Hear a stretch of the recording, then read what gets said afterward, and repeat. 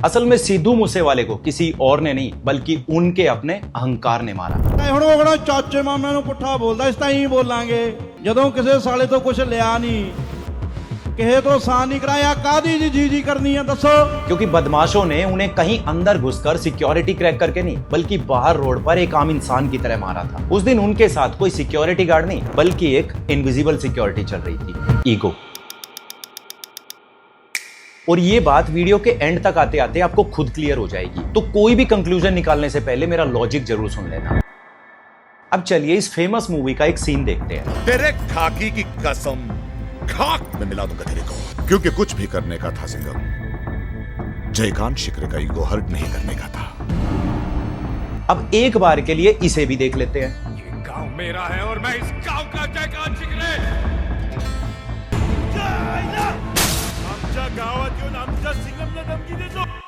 अब सच सच बताइए इन तीनों सीन्स में किसका एटीट्यूड सही था और किसका गलत। जाहिर सी बात है सिंघम पॉजिटिव कैरेक्टर है तो उसके एटीट्यूड को आप सेल्फ रिस्पेक्ट बोलोगे, वहीं जयकांत शिकरे नेगेटिव कैरेक्टर है तो उसके बिहेवियर को हम ईगो बोल देते हैं। लेकिन उन गांव वालों का क्या, उनको आप क्या कहोगे? क्योंकि उस पूरे केस में उनका अपना तो कोई रोल ही नहीं था, फिर वो क्यों भड़क गए? असल में उनके अंदर जो जागा था वो कोई पर्सनल ईगो नहीं, वो था कलेक्टिव ईगो। एक ऐसी साइकोलॉजिकल स्टेट जहां मैं की जगह हम आ जाता है और इंसान को लगने लगता है कि हमला किसी एक व्यक्ति पर नहीं बल्कि पूरे ग्रुप यानी गांव की आइडेंटिटी पर हुआ है। और यही वो जगह है जहां ज्यादातर लोग सबसे बड़ी गलती करते हैं। वो ईगो और एटीट्यूड को एक ही चीज समझ लेते हैं, जबकि दोनों में जमीन आसमान का फर्क है। अगर एटीट्यूड एक 20 मंजिला बिल्डिंग है तो ईगो उस बिल्डिंग का बस एक फ्लोर है। मतलब एटीट्यूड आपकी पूरी आइडेंटिटी है और ईगो उस आइडेंटिटी का बस एक एक्सप्रेशन, एक रिएक्शन, एक बिहेवियर या एक सिम्टम। अब मान के चलो आप इंडिया पाकिस्तान का कोई मैच देख रहे हैं, जब पाकिस्तान की टीम हारती है तो आपको मजा आता है, आप खुश हो जाते हैं। पर वहीं अगर पाकिस्तान जीत जाए तो आपकी ईगो इस कदर हर्ट हो जाती है कि टीवी तोड़ने तक का मन करता है। और हाँ, जिस क्रिकेट को आप आज तक सिर्फ एंटरटेनमेंट समझते आए हैं, क्या हो अगर मैं आपसे कहूं कि वो सिर्फ एक खेल है ही नहीं। असल में हजारों करोड़ का एक ऐसा एम्पायर है जो आपके एडिक्शन और अटेंशन से चलता है। तो अभी सब्सक्राइब कर लीजिए क्योंकि अपनी अगली वीडियो में मैं क्रिकेट का ऐसा पोस्टमार्टम करूंगा कि आपका नजरिया बदल जाएगा। खैर वापस अपने टॉपिक पर आते हैं। हर परिवार में एक जीजा ऐसा जरूर मिल जाएगा जिसे लगता है कि उसकी एंट्री कोई ब्रेकिंग न्यूज से कम नहीं है। अगर रूम में आने के बाद 30 सेकंड तक किसी ने नोटिस नहीं किया तो अंदर ही अंदर उसका इमोशनल पार्लियामेंट सेशन शुरू हो जाता है। बाहर से वो भले ही शांत बैठा हो लेकिन अंदर एक रेजोल्यूशन पास हो चुका होता है कि अब यहाँ रुकना बेकार है। क्या ये ईगो था या इंपॉर्टेंस की भूख या फिर अपनी वैल्यू खोने का डर? और यही वजह है कि कुछ लोगों को रिस्पेक्ट से ज्यादा इंपॉर्टेंस चाहिए होती है और यहीं से शुरू होती है एटीट्यूड की असली दुनिया। क्योंकि एटीट्यूड का मतलब सिर्फ ईगो ही नहीं बल्कि उसमें सेल्फ रिस्पेक्ट के साथ साथ कॉन्फिडेंस, इनसिक्योरिटी, वैलिडेशन, लॉयल्टी और एरोगेंस भी होता है। कभी कभी वही एटीट्यूड नोकिया और कोडक की तरह किसी की पूरी जिंदगी बर्बाद कर देता है तो किसी दशरथ मांझी को पहाड़ तक तोड़ने की ताकत दे देता है। यही वो जिद है जो किसी को वर्ल्ड क्लास फुटबॉलर बनने के लिए रातों की नींद उड़ा देती है तो वहीं किसी स्टार सिंगर की जान भी ले लेती है। और अगर आपको लगता है कि आप तो बहुत सज्जन हैं क्योंकि आपके अंदर ईगो का वो ई भी नहीं है तो ये वीडियो खास आपके लिए है, क्योंकि आज हम उस आइडेंटिटी मशीन का पोस्टमार्टम करने वाले हैं जो आपकी पूरी जिंदगी चला रही है। इस वीडियो का मकसद आपको किसी और से मिलवाना नहीं बल्कि आपकी खुद से पहचान कराना है। तो स्वागत है आपका मैं की इस दुनिया में।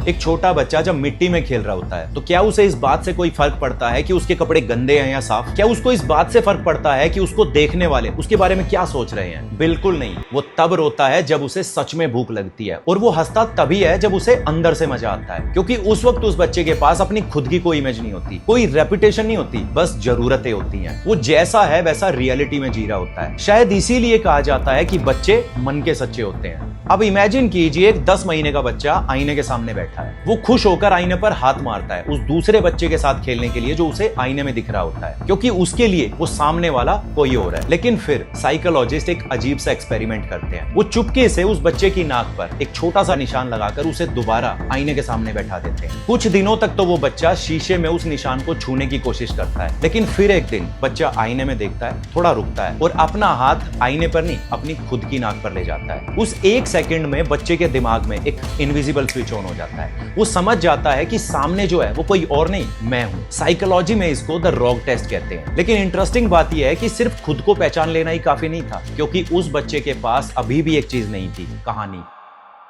और इस कहानी की शुरुआत असल में हमारे घरों में आने वाले त्योहार या फिर किसी खास इंसिडेंट से होती है। मान लो बच्चे का दूसरा या तीसरा बर्थडे है, घर में रिश्तेदार या आपके दोस्त आए हुए हैं, केक काटा जा रहा है और टेबल पर बहुत सारे चमकीले मतलब कलरफुल गिफ्ट्स रखे हुए हैं। उस वक्त तक उस बच्चे के लिए वो सारे खिलौने सिर्फ खिलौने हैं। अगर कोई दूसरा बच्चा उनसे खेलने लगे तो उसे कोई फर्क नहीं पड़ता। लेकिन अचानक मम्मी पापा बच्चे का हाथ पकड़ते हैं और कहते हैं, बेटा ये गिफ्ट अंकल आपके लिए लाए हैं। फिर अगर उस खिलौने से कोई दूसरा बच्चा खेलने की कोशिश करे तो वो छोटा बच्चा कहता है कि ये गिफ्ट मेरा है। और यहीं से शुरू होता है आपके पहले मैं का सफर। अब जैसे जैसे हम बड़े होते जाते हैं, लेबल्स इकट्ठा होने लगते हैं। मैं अमीर हूं, मैं हैंडसम हूं, मैं कभी किसी का बुरा नहीं करता। तो कभी हम अपनी जाति या धर्म को लेके गर्व महसूस करने लगते हैं।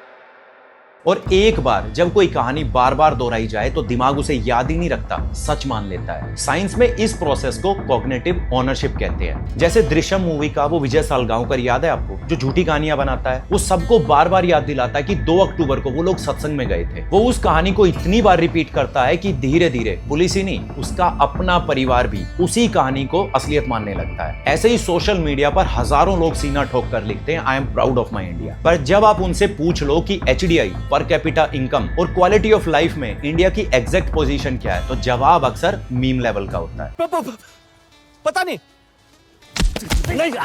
जबकि सच ये है कि इंडिया HDI में 130th के आसपास है, मतलब बांग्लादेश के बराबर। और श्रीलंका जो हमसे छोटी कंट्री है वो 89th पोजीशन पे है। बावजूद इस सच के हमें कोई फर्क नहीं पड़ता। हमारे लिए तो बस वो कहानी अच्छी है जो हमने बार बार सुनी है। हम विश्वगुरु हैं। और जब कोई कहानी हमारी आइडेंटिटी बन जाती है तो हमारा वो ईगो रिसर्च नहीं करता, वो सिर्फ उस कहानी को बचाने में लगा रहता है। असल में कहानी ईगो की नहीं है, कहानी उस मैं की है जो हर इंसान के अंदर रहता है। वो इमेज जो हमने अपने बारे में बना रखी है, जिसे हम एक नॉर्मल बिहेवियर कहकर टाल देते हैं। जैसे मैं अपनी बात करूं तो मुझे गुस्सा जल्दी आ जाता है। हमें लगता है ये तो मेरा नेचर है, मेरा बिहेवियर है, जबकि असल में वो गुस्सा आया किस बात पे, वहां ईगो थी। और जब कोई उस इमेज को चैलेंज करता है, हम ऑफेंड हो जाते हैं, आर्ग्यू करने लगते हैं और कभी कभी तो कंपैरिजन के साथ शो ऑफ भी करते हैं। इतना ही नहीं, कभी कभी तो सिर्फ छोटी सी बात बुरी लगने पर भी हम सामने वाले को माफ तक नहीं कर पाते और रिश्ता ही खत्म कर देते हैं। जबकि अगर हम उस वक्त ईगो को हावी नहीं होने देते तो शायद रिश्ता खत्म होने की बजाय वो बात वहीं खत्म हो सकती थी। अब सोचो, जब दशरथ मांझी का ईगो हर्ट हुआ तो उसने गुस्से में इतना बड़ा पहाड़ तोड़ दिया। लेकिन अगर वहीं पर अपरिचित होता तो वो क्या करता? शायद पहाड़ तोड़ने की बजाय उन लोगों को मार देता जिनकी वजह से वो हादसा हुआ था। मतलब ईगो एक ही, बस चेहरा अलग। बिल्कुल ऐसे ही जीजाजी की ईगो प्रायोरिटी थी और रोनाल्डो की ईगो सिद्ध, जिसने उसे वर्ल्ड का बेस्ट फुटबॉलर बना दिया, और उसी ईगो ने जीजाजी का मुंह फुला दिया। ऐसे ही बहुत लोगों को लगता है कि मैं तो बहुत अच्छा इंसान हूं, मैं कभी किसी का बुरा नहीं करता, उल्टा मैं तो सबकी मदद करता हूं, मेरे अंदर तो ईगो हो ही नहीं सकती। तो यहां मैं आपको बता दूं, आप सामने वाले को केवल इसलिए नहीं मना कर पाते क्योंकि आपको डर इस बात का होता है कि लोग आपको बुरा ना कहते हैं। मतलब आपकी वो हेल्पफुल नेचर वाली इमेज कहीं खराब ना हो जाए। ये ईगो नहीं है तो और क्या है? हाँ, बस आपकी ईगो का चेहरा औरों से अलग है, जिसे साइंस में हम मोरल ईगो कहते हैं। जैसे कई घरों में अगर किसी सास के आगे कोई उसकी बहू की तारीफ कर दे तो अचानक सास के चेहरे का रंग सा बदल जाता है और वो दबी हुई आवाज में बोलेगी, हाँ वो तो है, लेकिन मैं भी अपने जमाने में इतनी सुंदर हुआ करती थी कि पूरा मोहल्ला देखने आता था। हम तो इतना काम करते थे कि आज की लड़कियां सोच भी नहीं सकती। मतलब बहू की तारीफ से उसकी खुद की बनाई हुई इमेज पर ऐसी चोट लगती है कि उसका ईगो हर्ट हो जाता है। जबकि दूसरी तरफ कोई ऐसी सास भी होगी जिसे ये फील होता होगा कि मेरी बहू की तारीफ हो रही है, मतलब मेरे घर की तारीफ हो रही है, वो खुश हो जाती है। जबकि पिछले वाली सास को यहाँ बुरा लग गया। मतलब शब्द वही है हर जगह, बस उसका रूप बदल जाता है। जैसे कितनी बार ऐसा हुआ होगा कि सिर्फ वो एक मैसेज आप इसलिए नहीं कर पाए कि मैं पहले क्यों करूं, मैं कोई सस्ता थोड़ी हूं। कितनी बार आप केवल उस व्हाट्सएप स्टेटस को देखकर परेशान हुए जिसके व्यूज कम आए, या फिर जिसको दिखाने के लिए लगाया था उसने तो देखा ही नहीं। या हो सकता है कि आपके बर्थडे के वो विशिंग मैसेजेस जो आप एक्सपेक्ट कर रहे थे और आए नहीं। अब हो सकता है आप ये सोच रहे हो कि क्या बकवास कर रहा है, ये कोई छोटी चीजें हैं। तो असल में साहब चीजें छोटी हैं, बस हमारी ईगो बड़ी है। अच्छा, एक और इंटरेस्टिंग बात, आपने अक्सर नोटिस किया होगा कि जब कोई आपकी बात काट देता है या फिर ऑफिस में कोई जूनियर या घर में बेटा बाप को कोई सजेशन देता है या यूं कहिए कि उन्हें करेक्ट कर देता है, जो टेक्निकली देखा जाए तो गलत भी नहीं था, लेकिन सिर्फ ये एक चीज हमारा ईगो इस लेवल पर हर्ट कर देती है कि अब तू मुझे सिखाएगा। मतलब ईगो के कई चेहरे इतने बड़े हो जाते हैं कि वो हमें कई बार कुछ अच्छा सीखने भी नहीं देते। जबकि एक बात बताऊं आपको, सीख जरूरी नहीं कि सिर्फ उम्र और ओहदे से ही आए। एक छोटा बच्चा भी कई बार अपनी हरकतों से हमें बहुत कुछ नया सिखा देता है। फर्क केवल इतना है कि वो सीख आपको सिर्फ तब दिखाई देगी जब वो इनविजिबल शील्ड आप सामने से हटा दोगे। और अगर आपको लगता है कि ईगो सिर्फ बातों में होती है, तो कभी रास्ते पर चलते हुए थार और बुलेट वालों का एटीट्यूड नोटिस करना। वो साइलेंसर चेंज करवा के फटफट और पटाखे छोड़ने की आवाज जो उन्हें अंदर से किसी मोहल्ले का कल्लू दादा बना देती है। वजन भले ही 60 किलो से ज्यादा ना हो, लेकिन सीना मोदी जी के 56 इंच से ज्यादा ही मिलेगा। इस सज्जन को क्या तकलीफ है भाई? शायद उस वक्त बाइक का साइलेंसर भी इतना गर्म नहीं होगा जितना बाइक वाले कल्लू का एटीट्यूड। और महिंद्रा थार वालों के तो कहने ही क्या, गाड़ी भले ही 20 लाख की हो, लेकिन एटीट्यूड 80 लाख वाली रूबिकॉन से कम नहीं मिलेगा। चलती है गाड़ी, लोग करते हैं गौर, क्योंकि हम लेके निकलते हैं 4x4।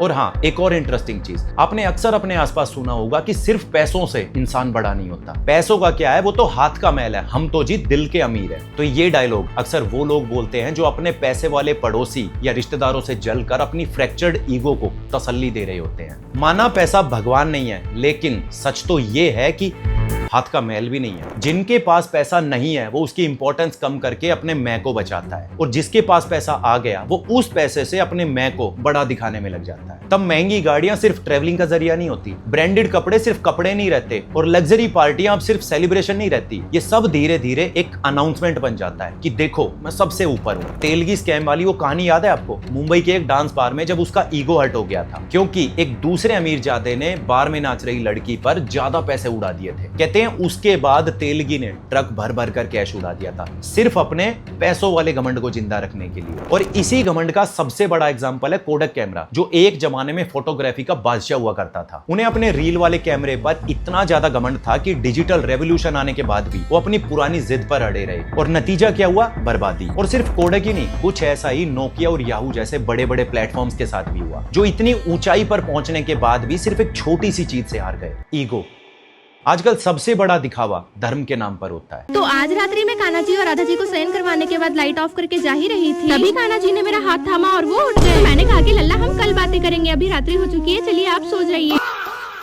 जहां लोग ये साबित करने में लगे रहते हैं कि वो तो बहुत बड़े भक्त हैं, फिर चाहे भगवान के हों या किसी और के। एक किसी व्यक्ति को भगवान मानता हूँ सालों से, और ये देखिए हमारा भगवान मोदी जी है। इस शो ऑफ को लेके हमने एक डेडिकेटेड वीडियो भी बनाया है, जो कुछ और नहीं बल्कि ईगो को सेटिस्फाई करने का बस एक टूल है। और सबसे कमाल की बात पता है, कुछ लोग अपने ईगो को बड़ा दिखाने के लिए अचीवमेंट्स नहीं, अपने दुख गिनवाते रहते हैं। मैं तो सबकी मदद करता रहता हूँ, फिर मेरे साथ ही बुरा क्यों होता है, लगता है मेरी तो किस्मत ही खराब है। जैसे ऊपर वाले ने वो पर्सनल कॉन्ट्रैक्ट सिर्फ इन्हीं भाई साहब को बर्बाद करने का साइन किया। अब आता है ईगो का अनकंफर्टेबल कर देने वाला रूप। आप में से बहुतों के साथ ये हुआ होगा, दो दोस्त जो साथ खेले, साथ पढ़े और साथ इंजीनियरिंग की, लेकिन जब जॉब मिली तो पहले वाले को तब उसे दुख जरूर होता है कि उसका दोस्त पीछे कैसे रह गया। पर जब वही दोस्त कोई अच्छा बिजनेस सेटअप कर लेता और पहले वाले से कहीं ज्यादा कमाने लगता है, तो पहले वाले को और ज्यादा दुख होता है कि वो दोस्त इतना आगे कैसे निकल गया। और इसी साइकोलॉजी को हमने अच्छे से समझा 3 इडियट मूवी में। ह्यूमन बिहेवियर के बारे में उस दिन हमने कुछ जाना।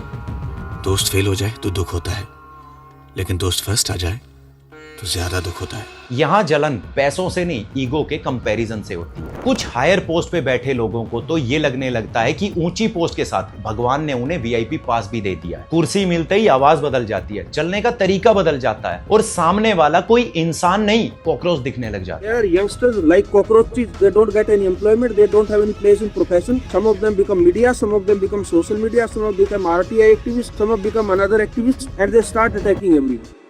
और सिर्फ डेजिग्नेशन ही नहीं, कई बार नॉलेज भी ईगो बन जाती है। ऐसे लोग हर फैमिली, ऑफिस और व्हाट्सएप ग्रुप में मिल जाएंगे। फिर सवाल चाहे मौसम का हो या मोबाइल रिचार्ज का, जवाब देने के लिए सबसे पहला हाथ उन्हीं का उठता है। बात बात पे वो ये कहते भी मिल जाएंगे कि मुझे तो सब पता है, मेरे आगे ज्यादा ज्ञान मत पेल। और अगर गलती से गूगल उनसे अलग जवाब दे दे तो शक खुद पर नहीं गूगल पर हो जाएगा। शादी में भी ऐसे बैठेंगे जैसे लड़की वाले रिश्ता लेकर नहीं माफी मांगने आए हो। और जब ये ईगो रियलिटी से भी बड़ा हो जाता है तो किसी की जान भी ले लेता है। देखिए, मैं सिद्धू मूसेवाले को गलत नहीं बता रहा, इवन मैं खुद उनका बहुत बड़ा फैन हूँ। टैलेंट ऐसा कि चलते चलते गाना लिख दे, यानी बाई प्रोफेशन वो एक कलाकार थे, ना कि कोई क्रिमिनल। या उनका ये कहना कि आपा भी हथियार रखते हैं, इंटरव्यू में ये बोलना कि अगर मैं किसी को गाली भी दूंगा तो वो फेमस हो जाएगा। इतना फेमस होने के बाद भी बीच गांव में आम इंसान की तरह रहना और बात बात पे बड़े कलाकारों से पंगा ले लेना, ये क्या था? असल में उनका करियर सिर्फ गानों से ही नहीं बल्कि हेडलाइन से भी बना था। सबसे ज्यादा इनकम टैक्स पे करना और बब्बू मान जैसे बड़े कलाकार और बिश्नोई जैसे गैंगस्टर से सीधा भिड़ जाना, ये साफ साफ दिखाता है कि यहाँ ईगो का वो रूप चल रहा था कि मेरे साथ कुछ नहीं हो सकता। अब सोचिए, अगर कल को मुकेश अंबानी या सलमान खान बिना सिक्योरिटी के खुले में घूमने लग जाएं, तो क्या लगता है आपको वो कितने दिन तक जिंदा रह पाएंगे? देखो, ईगो होना अच्छी बात है जो आपकी पहचान बनाता है, पर वही ईगो अगर अहंकार में बदल जाए तो आपकी उसी पहचान को मिट्टी में भी मिला सकता है। क्योंकि शेर होने का